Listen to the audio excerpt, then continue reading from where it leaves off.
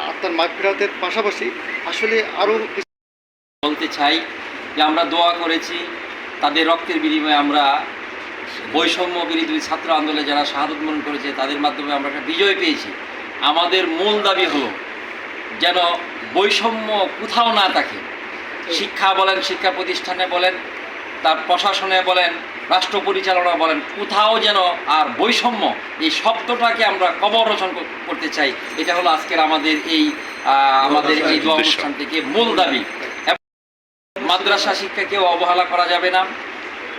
শুধু public university না, অনেক বাংলাদেশে অনেক শিক্ষা প্রতিষ্ঠান, স্কুল, কলেজ, ইউনিভার্সিটি আমরা দেখছি শিক্ষার বৈষম্য সবচেয়ে বেশি।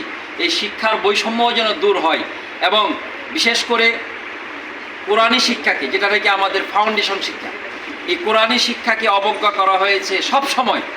এই জন্য আমরা আজকে দাবি জানাই আমাদের এই অনুষ্ঠান থেকে যেন স্কুল, কলেজ, মাদ্রাসা সব জায়গায় যেন সমান তালে কোরআনী শিক্ষা, ইসলামী শিক্ষাকে বাধ্যতামূলক করা হয়, সেই দাবিটা আমরা আপনাদের মাধ্যমে জানাতে চাই।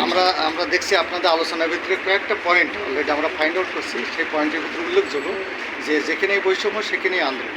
তো এইটা ধারাবাহিকতা কিন্তু আজকে 2024 সালেরও কিন্তু আন্দোলনটা এখনও কি বৈষম্য শিকার হতে হচ্ছে? আসলে আমরা প্রতিটা আন্দোলনে, ব্রিটিশ আন্দোলন থেকে নিয়ে এই পর্যন্ত যত আন্দোলন হয়েছে, প্রতিটা আন্দোলনে ওলামায়ে কেরামদের ভূমিকা ছিল অতুলনীয়। কিন্তু প্রতিটাই ক্ষেত্রে আমরা ভূমিকা রাখছি ঠিকই, কিন্তু আমাদেরকে প্রকাশ করা হচ্ছে না, মিডিয়া থেকে আমাদেরকে দূরে রাখতেছে। এটাই আমরা মিডিয়ার বৈষম্য দূর করতে চাই। আমরা চাই যে ওলামায়ে কেরাম যে আন্দোলন করেছে এইটাও মিডিয়াতে আসুক, এবং পাশাপাশি ওনারাও ছিল, ওনাদেরটা আসবে, কিন্তু বৈষম্য দূর করে রাখতে হবে। মিডিয়াতে আমরা চাই ওলামায়ে কেরামদেরকেও তারা প্রচার করুক, আসতে হবে। উন্নয়ন সংস্থার সম্মানিত চেয়ারম্যান মহোদয় শেখ ফরিদুজ্জামান মাহমুদী সাহেব ইতিমধ্যে আমাদের 2013 5ই আগস্ট হেফাজতে ইসলাম বাংলাদেশের 13 দফা দাবি নিয়ে যে সমস্ত আলেম উলামা ছাত্ররা নিহত হয়েছে তার সঠিক আপনার লিস্ট এবং তাদের সারা বাংলাদেশে তাদের যারা নিহত হয়েছে তাদের আত্মীয় স্বজন কর্তৃক এবং হেফাজতের মহাসচিব এবং হেফাজতের সচিব যারা আছে তারা আপনার মামলা করবে।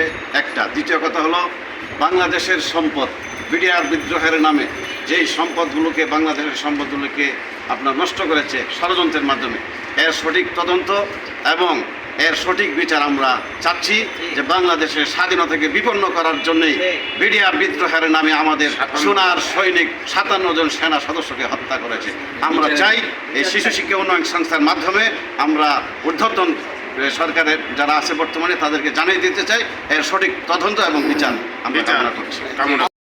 পর থেকে আমাদের সরকারি যে স্কুলগুলো আছে কোথাও কোরআন শিক্ষার ব্যবস্থা নাই। এই জন্য আমরা শিশু শিক্ষা উন্নয়ন সংস্থার পক্ষ থেকে আমাদের জোর দাবি হলো বাংলাদেশের প্রাইমারি থেকে শুরু করে সব সেক্টরে, যেটা আমাদের হুজুর বলছেন, সব সেক্টরে কোরআন শিক্ষা যেন বাধ্যতামূলক হয় এবং প্রত্যেকটা প্রাইমারি স্কুলে কমপক্ষে একজন নুরানি শিক্ষক। আর আমাদের যে নুরানি শিক্ষকটা আছে আপনারা জানেন ইতিমধ্যে সারা বাংলাদেশে নুরানি শিক্ষার যে বিস্তার ঘটছে, সেই নুরানি শিক্ষাটা যেন সরকারি স্বীকৃতি দিয়ে এবং প্রত্যেকটা প্রাইমারি স্কুলে যেন আমাদের এই যে সরকারিভাবে যেন এই যে প্রত্যেকটা নুরানি শিক্ষা নিয়োগ হয়। আপনাদের বাংলাদেশে 65,565টি প্রাথমিক বিদ্যালয় আছে, কিন্তু আমাদের সরকারি। আর এইদিকে আমাদের এই ইবতেদায়ী মাদ্রাসা আলিয়াতে আর আমাদের নুরানি মাদ্রাসা, কওমি মাদ্রাসাতে নুরানি মাদ্রাসা যে শিক্ষা এখন সারা বাংলাদেশে প্রতিটি গ্রামে গঞ্জে চলতেছে এবং সেখানে এইখান থেকে অনেক ছাত্র অগ্রগতি নিচ্ছে। এখানে কোথাও আমাদের কোনো একটা সরকারি